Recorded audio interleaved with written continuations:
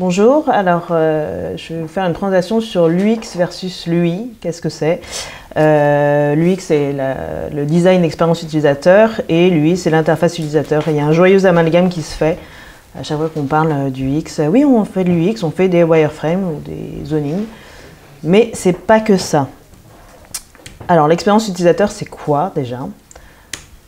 Si on compare le design à l'expérience utilisateur, on voit sur cette vue aérienne de l'accès à une université, le design qui a fait un magnifique petit chemin qui longe les cours de tennis, qui est bien rectiligne. Et en fait, on se rend compte que l'expérience utilisateur, c'est plutôt ça.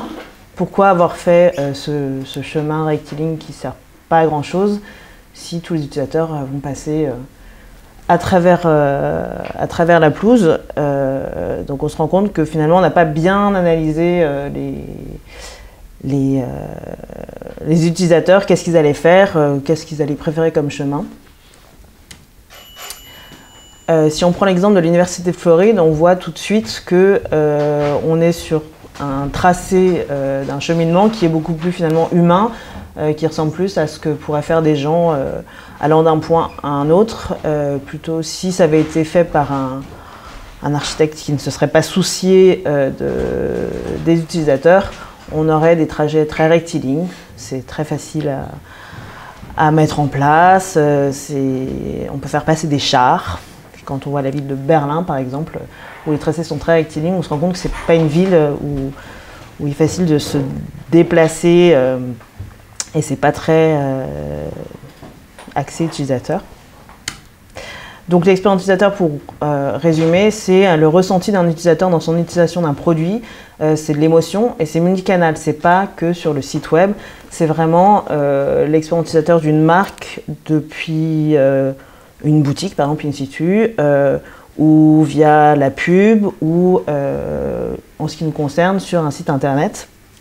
Donc c'est vraiment quelque chose qu'il faut penser depuis un point d'entrée, un point de contact qui peut être multiple, jusqu'à la finalité qui est une tâche à accomplir. On va voir ce que c'est. Est-ce que c'est une tâche que nous on définit? Est-ce que c'est une tâche qui va se définir par elle-même en fonction des pérégrinations de l'utilisateur sur le site? Donc l'interface utilisateur, en toute simplicité, c'est le point d'interaction entre un utilisateur et un émetteur. C'est l'organisation graphique du contenu, graphique et textuel des pages. Donc c'est quelque chose qui est tangible, quelque chose qu'on peut voir, c'est quelque chose qu'on peut toucher. Ça fait partie de l'UX. Donc finalement, pour résumer, l'UI, l'interface utilisateur, est juste un élément parmi tant d'autres de l'expérience utilisateur, qui est beaucoup plus globale et qui est parfois de l'ordre de l'intangible, c'est un peu divinatoire. Alors si on prend l'exemple de Google Play, l'interface utilisateur, c'est ils ont pris ce qu'on appelle un UI pattern ou un modèle d'interface utilisateur qui s'appuie sur le système de drag and drop et qui permet d'organiser le contenu d'une playlist. Donc ça, c'est purement de l'interface utilisateur. Et par contre, leur baseline, Music Listen Instantly Anywhere, qui fait, si un utilisateur en fait préfère Google Play à Spotify ou Deezer ou un autre, en raison de la simplicité d'utilisation qui lui permet d'apprécier des playlists musicales tout au long de la journée, là on parle vraiment d'expérience utilisateur. Finalement, c'est peut-être le choix d'interface utilisateur, à savoir le drag and drop, qui va améliorer l'expérience utilisateur et via la simplicité d'utilisation et de la personnalisation. Et par contre, toujours sur ce même exemple, là, on a un gros fail quand on n'est pas connecté, on veut essayer, on nous dit que c'est gratuit, la période d'essai est de 30 jours. C'est gratuit, mais il faut que je finalise un achat. Il faut que j'ajoute une carte de paiement ou PayPal ou un code. Et on me promet quelque chose de gratuit, c'est écrit en gros, en premier. Donc pour moi, là, l'expérience utilisateur est brisée. J'ai arrêté, je suis passé sur un autre produit. Le vrai contre-exemple, c'est Airbnb, où finalement, on peut naviguer dans tout le contenu et voir toutes les annonces qu'on veut. Et la connexion n'est pertinente qu'au moment où on veut réserver ou contacter un autre. Donc là, ok, c'est pertinent pour moi de me connecter pour pouvoir réserver un appartement. Alors, est-ce qu'on peut vraiment parler de combat entre l'interface utilisateur et l'expérience utilisateur? Je vous ai mis quelques exemples que vous connaissez tous. Le Bon Coin. Alors, en termes d'expérience utilisateur, globalement, ça fonctionne bien. On trouve vraiment facilement ce qu'on veut. C'est pas compliqué. Par contre, c'est vraiment dégueulasse. C'est vraiment moche. Et finalement, ça fait partie du truc parce que si c'était designé comme Vestiaire Collective ou ce genre de site un peu plus trendy, on se dirait bah, c'est pas la bonne affaire. Le fait que ça soit moche et que ça soit un peu bordélique, ça veut dire je vais chercher, c'est comme quand on va faire les soldes. En général, on se jette sur les espèces de grands bacs où il y a un joyeux bordel parce que bah, intuitivement, on se dit ah, c'est là que c'est pas cher. Alors que les trucs sont bien rangés sur les portants, c'est peut-être un peu plus cher. Ça, c'est le site d'une agence, je crois. Alors, c'est beau, il y a vachement de travail créa, mais en fait, c'est hyper difficile à utiliser. Donc là, l'expérience utilisateur est très mauvaise puisqu'il faut aller dénicher les éléments qui sont interactifs.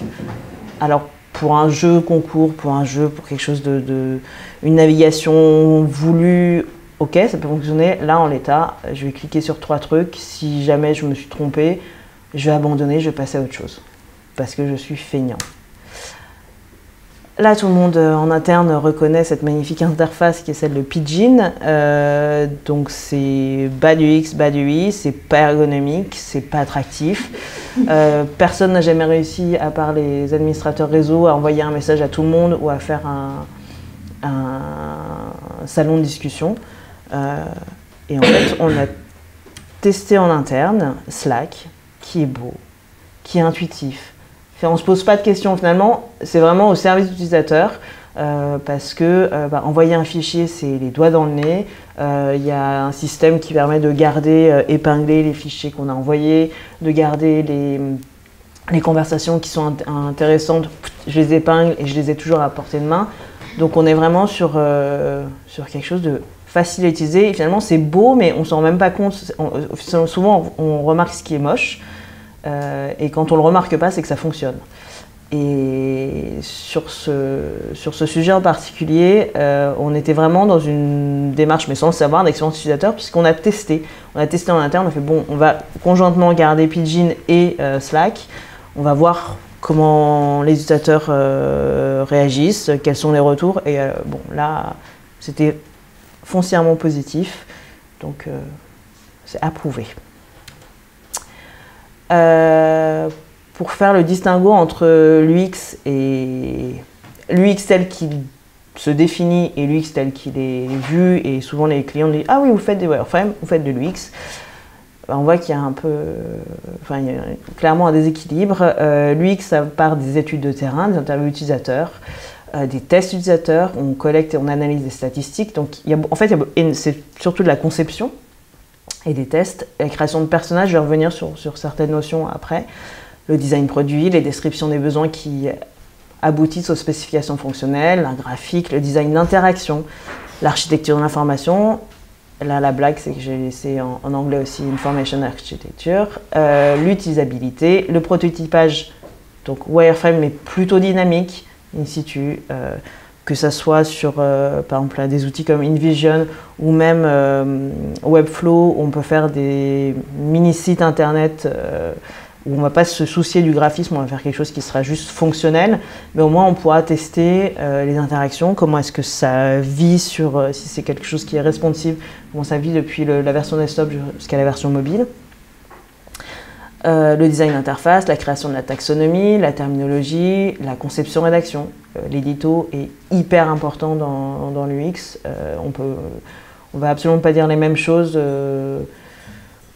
si on ne travaille pas le texte. Ça passe aussi par la présentation du projet. Et en fait, plutôt que de faire le système de la patate chaude, à savoir, tiens, j'ai fait les specs, à toi, tu colories les zonings. Tiens, à toi, j'ai fait les zonings. Les créas graphiques, tu les intègres en IHA. Tiens, à toi, tu plugs les widgets qui vont bien.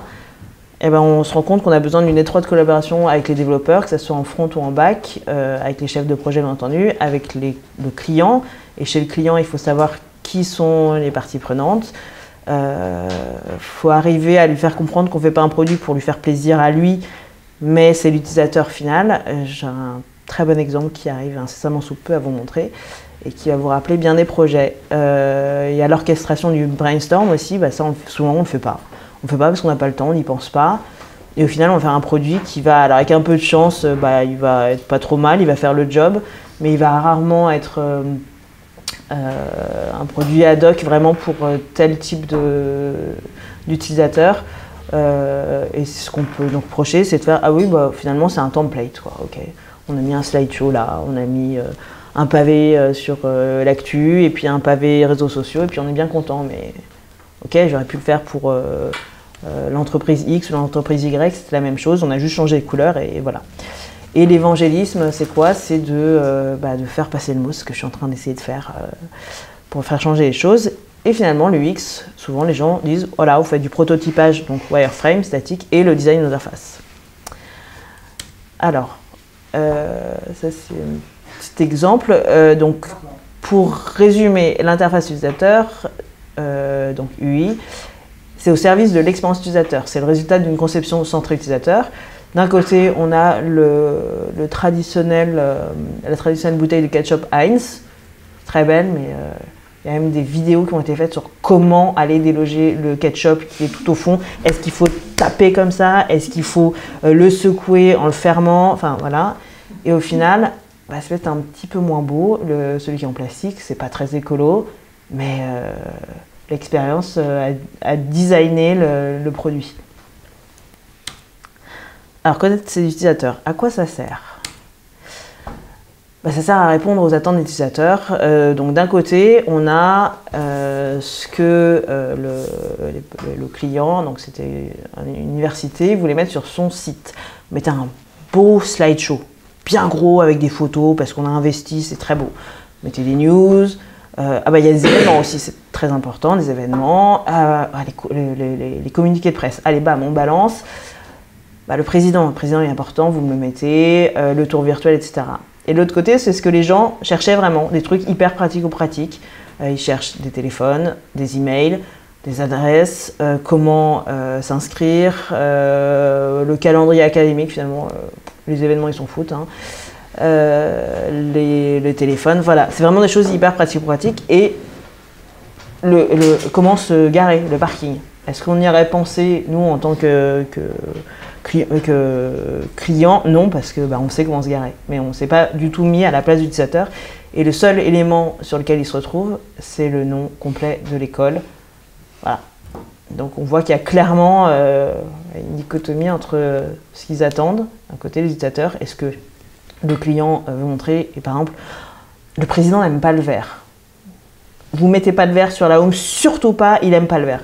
Oui, mais les utilisateurs attendent du vert parce que ça fait partie de l'écosystème de ces sites-là où c'est une vraie attente. Voilà. Il faut arriver à leur dire à ces chers clients qu'ils ne font pas un site pour se faire plaisir. Enfin, ils peuvent, mais ils risquent de dépenser beaucoup d'argent et pour avoir au final pas beaucoup de retour sur investissement. Alors, ces utilisateurs, pour les connaître, il faut qu'on connaisse leur motivation, leurs peurs, leurs aspirations. Quelles tâches cherchent-ils à accomplir? Et finalement, c'est pas qu'est-ce qu'on cherche à leur faire faire, mais d'abord quelles tâches ils cherchent eux à accomplir pour qu'ils aient une satisfaction. Et après, on peut les emmener par d'autres biais sur, par exemple, je prends l'exemple pour nous du don. Les gens ne vont pas obligatoirement aller sur le site de l'association X ou Y pour faire un don, mais peut-être qu'ils vont chercher de l'information, donc on va leur en donner et on va les accompagner contextuellement de façon pertinente vers l'action qu'on veut leur faire faire. Donc finalement, les hiérarchisations des fonctionnalités, ça dépend des attentes des utilisateurs et pas tant des attentes du président. Il faut identifier les freins et les attentes pour que l'utilisateur se sente en confiance. Donc il faut que les contenus soient pertinents, qu'ils disent pas, mais je prends toujours un exemple, un formulaire de contact ou un formulaire de don, peu importe. Tous les éléments qu'on me demande, même si derrière pour le client, c'est collecter de la data et pouvoir un peu qualifier les utilisateurs. Moi, je vais volontairement y répondre tant que je trouve ça pertinent et cohérent. On me demande mon nom, mon âge, ma profession, encore pourquoi pas. Si on me demande mon poids ou ma taille, rien à voir avec la choucroute. Donc je ne me sentirais pas en confiance. J'aurais presque l'impression que c'est un piège, c'est une arnaque et je vais arrêter. Il faut que je trouve ce que je cherche. Ça semble logique, mais ce n'est pas toujours le cas. Comme ce qu'on vient de voir sur l'espèce de petite représentation précédente sur l'université. Et il faut que j'ai envie d'interagir avec le site. Une bonne expérience utilisateur offre un parcours utilisateur non disruptif, donc qui ne va pas se rompre en cours de route. Les solutions, c'est l'ergonomie et le design, donc la réassurance, pas d'erreur, on identifie bien les entreprises, je sais bien qui est mon émetteur. J'ai des témoignages qui vont me rassurer, par exemple l'exemple de Blablacar.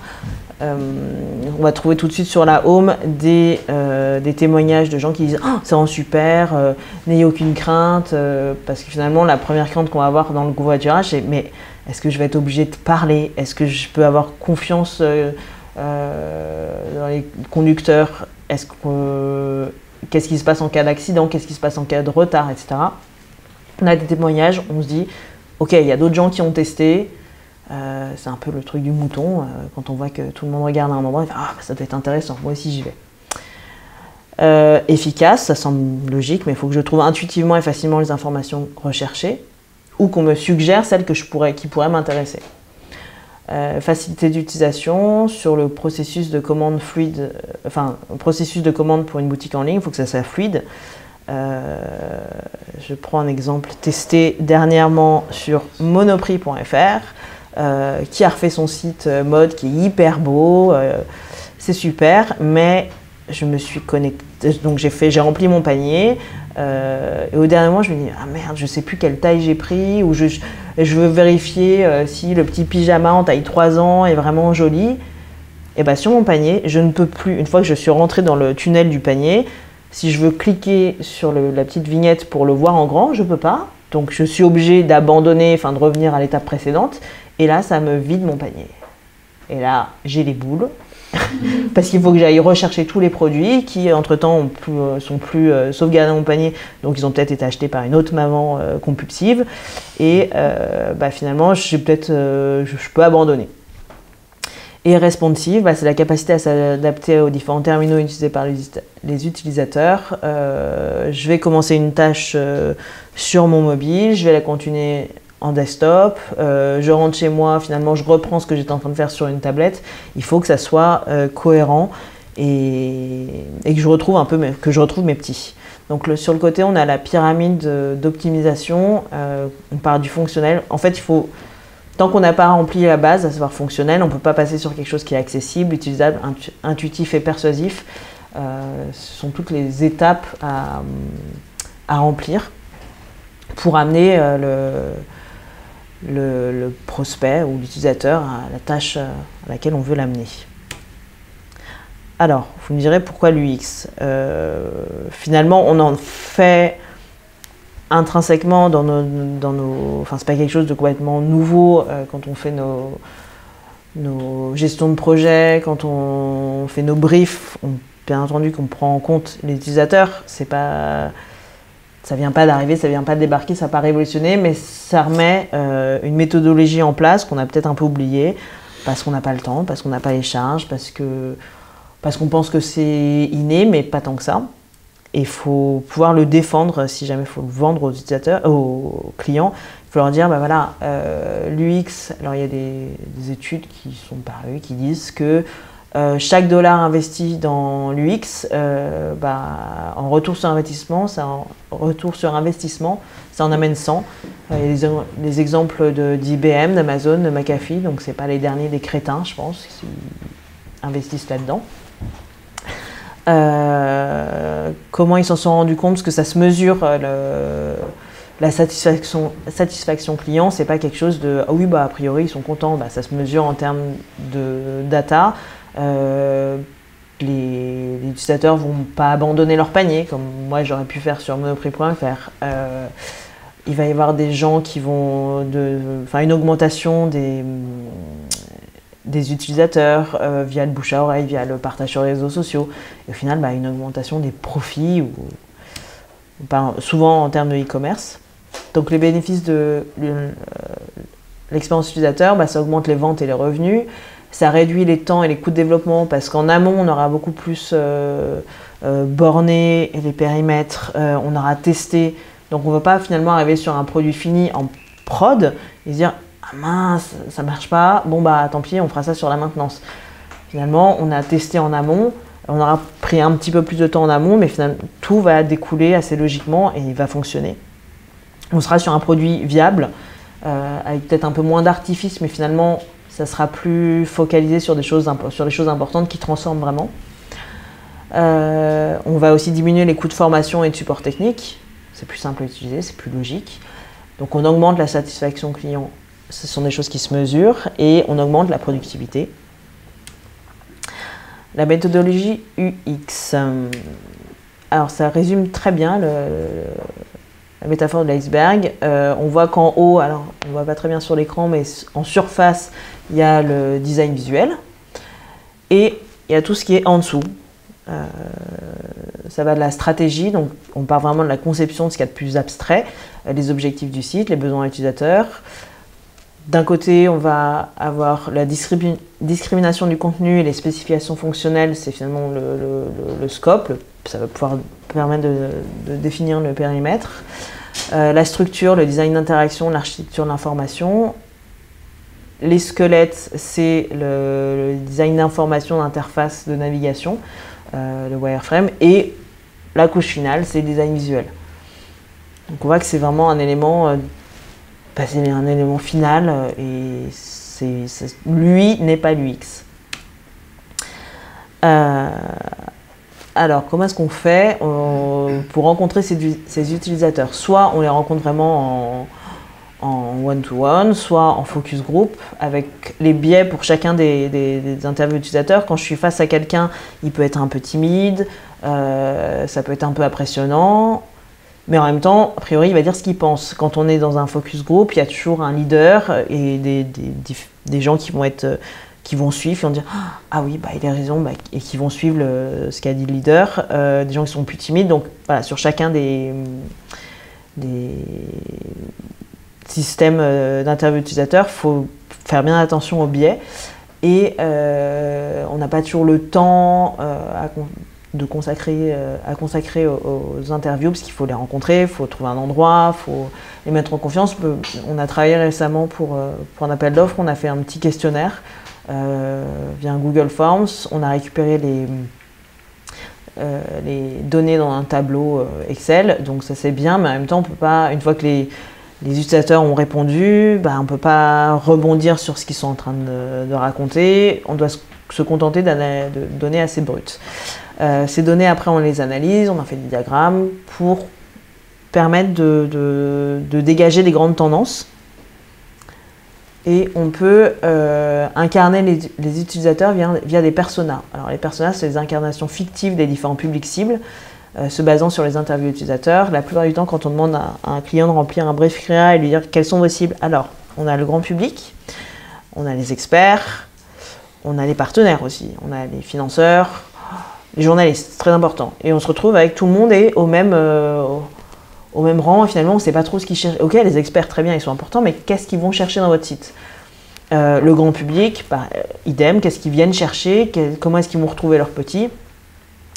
Écoutez, on n'a qu'à mettre juste un menu déroulant, je suis, et puis ils vont se retrouver dedans. D'accord, mais j'ai pas l'impression d'être dans quelque chose qui est vraiment personnalisé pour moi en tant qu'experte ou en tant que grand public. Quand on va se référer au persona, en fait, ça permet de toujours se rappeler, ok, alors, par exemple, il y a, je sais pas, Jean-Sébastien, là c'était pour Dolby, pour savoir comment est-ce que les gens utilisaient les produits audio. Jean-Sébastien est un féru de musique électronique et va écouter ça uniquement au casque dans son bureau. Et à contrario, Megan, quelqu'un d'hyper festif et va plutôt écouter de la musique uniquement en concert ou en soirée avec tous ses amis. Et donc elle a une expérience avec les mêmes produits que Jean-Sébastien, mais qui n'est pas du tout la même. Donc elle ne va pas rechercher les mêmes choses dans les produits. Et ça permet finalement d'avoir un peu plus de corps. On adjoint au personnage une photo ou une représentation visuelle, peu importe, une description socio-démographique, l'âge, le sexe, éventuellement la localisation, la profession, le statut, est-ce qu'ils sont plutôt CSP++ ou plutôt SMICAR, et une description comportementale, c'est vraiment ce qui va pouvoir nous guider dans le parcours utilisateur. Si on prend l'exemple toujours de e-commerce, on va avoir des gens qui vont être très compulsifs, ils savent vraiment ce qu'ils veulent, et d'autres qui ont besoin de comparer. Je ne sais pas si vous avez déjà fait une recherche sur un site d'électroménager pour une machine à laver.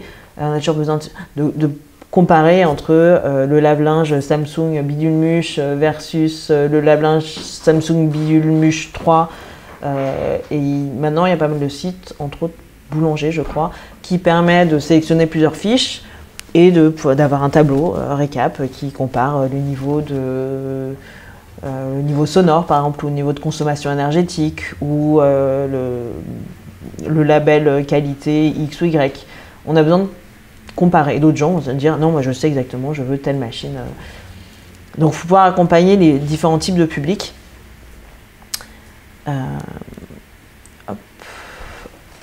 Une fois qu'on a analysé nos cibles et qu'on a fait des personas, on va pouvoir créer un contenu qui sera centré utilisateur et qui ne sera pas centré le président de l'entreprise, qui va dire « Ah bah c'est simple, hein, l'arborescence, ça sera qui sommes-nous, nos actions, nos missions, rejoignez-nous. » Voilà.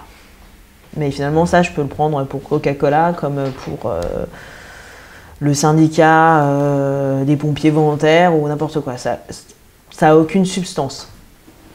Pour créer un contenu centré utilisateur, on peut partir sur ce qu'on appelle le cart sorting ou le tri de cartes.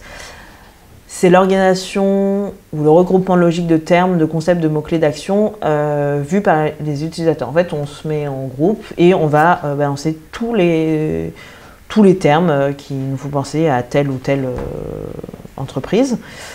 Et après, on va vraiment les regrouper de façon logique. On va se rendre compte qu'il y a des hiérarchisations qui se créent. Donc déjà, on va analyser la logique des utilisateurs, du point de vue utilisateur, leur vocabulaire. Quand on va être sur des aspects très techniques, on peut avoir tendance à mettre dans l'arborescence ou dans les titrailles des choses qui sont du pur jargon que personne ne comprend. Et donc ce système de tri de cartes, ça permet de construire l'architecture d'information, de nommer et de prioriser. Et il y a une autre façon aussi de prioriser, c'est ce qu'on appelle le dot voting. Donc vous voyez sur le visuel, il y a des petites pastilles qui sont sur certains des post-it. Donc on liste par exemple l'ensemble des fonctionnalités de manière informelle, donc en évitant tout jargon technique. Il faut vraiment se mettre à la place des utilisateurs. On présente cette liste à des utilisateurs, on leur demande leur top 5, donc ils vont aller apposer leur petite gommette sur ce qu'ils préfèrent, enfin ce qui semble le plus fonctionnel et le plus important pour eux, et après on analyse les données. Si on se rend compte que sur tel site on a fait un super moteur de recherche en Solr avec des facettes de partout, et que les gens sur ce type de site ne vont jamais se servir du moteur de recherche, est-ce la peine d'investir X 1000 € sur l'intégration d'un moteur de recherche Solr? Pas sûr, peut-être qu'il faut passer par d'autres biais, ou sinon il faut l'amener d'une autre façon. Alors, organiser l'information, une fois qu'on a... Donc ça ressemble à... c'est une arbo, hein, ça permet de mettre à plat les contenus, de hiérarchiser et de voir comment les pages interagissent les unes avec les autres, de voir aussi la taille de l'arborescence, donc en rubrique de niveau 1, et la profondeur. Si on se rend compte qu'on a une profondeur de 5 ou 6, qu'est-ce que ça veut dire? Est-ce qu'il faut qu'on passe par vraiment une navigation, ou est-ce que ça peut être via des filtres?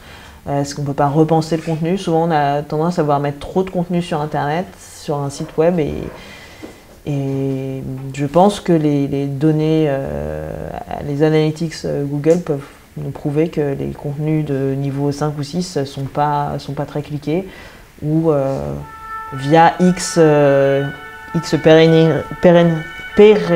bref, vous avez compris.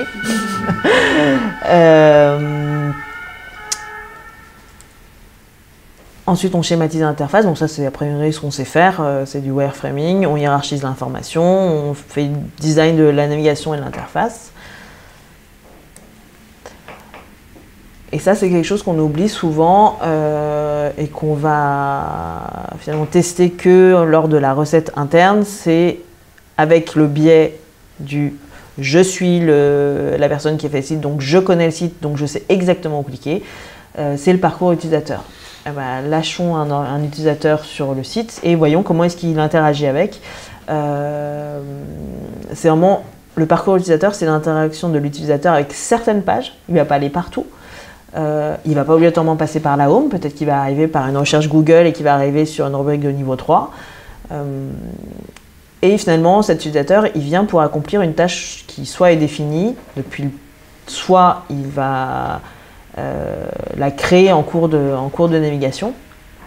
Et donc, le parcours utilisateur part du premier point de contact. Donc, on l'a vu, ça peut être la home ou une page intérieure, ou un relais sur Facebook, ou un affichage dans le métro, peu importe, jusqu'à l'accomplissement de la tâche.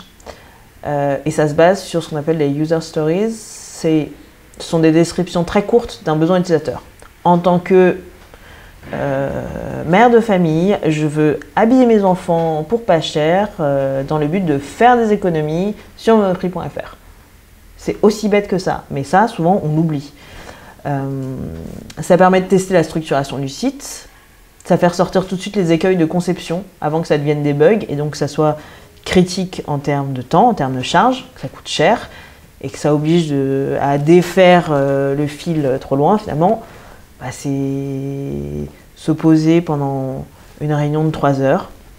On prend chaque persona, on dit voilà, un tel veut faire telle chose. Comment est-ce qu'il va le faire sur le site? Et pof, on liste toutes les pages par lesquelles il va passer et les écueils qu'il pourrait rencontrer. Qu'est-ce qui se passe si on lui demande de se connecter mais il n'a pas son numéro d'inscription sur lui? Qu'est-ce qu'on peut lui proposer pour pas qu'il perde le fil? Ça demande voilà, beaucoup de réflexion. Et ça permet aussi de penser aux moyens d'améliorer la structuration. On a pensé, en fait, il faut partir du principe que se tromper, c'est bien. On n'a pas la possibilité de tout penser en amont sans faire des tests. Donc, on va mettre à plat les contenus, on va les tester. Ah, ouais, on les avait, même si on les a déjà vendus, si on a déjà vendu l'arbo au client, il vaut mieux lui dire écoutez, on a testé en interne, ça ne fonctionne pas. Mieux vaut partir sur telle ou telle arborescence plutôt que dire ok ça ne fonctionne pas mais on va rien dire au client, tac, et puis au final il va bien se rendre compte ou les utilisateurs vont se rendre compte que ça ne fonctionne pas. Donc l'expérience utilisateur ça se base sur l'idéation, c'est la génération de nouvelles idées, le fait d'être plusieurs, on a peu ou pas d'idées quand on est tout seul. Mieux vaut être 3, ok, on va perdre 3 heures. Si on fait 1 heure de brainstorm, on va perdre entre guillemets 3 heures, on va investir 3 heures, mais a priori, 3 personnes auront beaucoup plus d'idées qu'une personne toute seule pendant 3 heures. Pourquoi? Parce qu'on va vraiment tout balancer sur la table et rebondir sur chacune des idées. Il ne faut pas se dire, il n'y a pas de bonne ou de mauvaise idée au début, on lance tout et après on fera le tri. Et l'itération, c'est le fait de faire quelque chose, de le tester, quitte à revenir sur ce qu'on a fait. C'est pas grave, on s'est trompé, mais c'est pour avancer sur des bases qui sont stables. Et pour finir sur le parcours utilisateur, il faut bien tester et bien avoir en tête les modes d'usage, l'environnement du persona. Est-ce qu'il va être en situation mobile? Est-ce qu'il sera sédentaire dans son bureau? Est-ce qu'il sera dans un lieu bruyant ou calme, avec une bonne ou mauvaise connexion Internet? Sur un parcours utilisateur, on peut très bien se dire qu'il commence sur son mobile, il voit une affiche dans le métro, il va regarder dans le métro, donc il sera plutôt en edge, sur un tout petit écran. Ça l'a intéressé, il veut continuer cette expérience il arrive au bureau, hop, il est sur un énorme écran et puis il va finir son expérience sur sa tablette lové au fond de son canapé le soir. Donc le parcours utilisateur, c'est ça peut être vraiment multicanal. Et tester, ça malheureusement on le fait pas assez souvent, on le fait quand il est un peu tard, à savoir en recette. Tester le design d'interaction. Par exemple, sur une version mobile, on se rend compte que si on met du texte en Core 12, c'est quasiment illisible, alors que en version desktop, ça va, c'est bien lisible. Si on dit « Ah non, mais tasse un peu pour qu'il y ait plus de choses qui remontent à l'écran », un bouton qui était cliquable relativement facilement avec une souris sera impossible à cliquer avec un gros pouce sur l'écran d'un mobile. Donc ça peut passer par des choses toutes bêtes comme InVision qui permet d'uploader des visuels graphiques et d'ajouter des hotspots, des points cliquables et qui permettent d'emmener d'un endroit à un autre et qui vont finalement décrire un parcours plutôt que juste afficher des éléments les uns après les autres sans lien logique.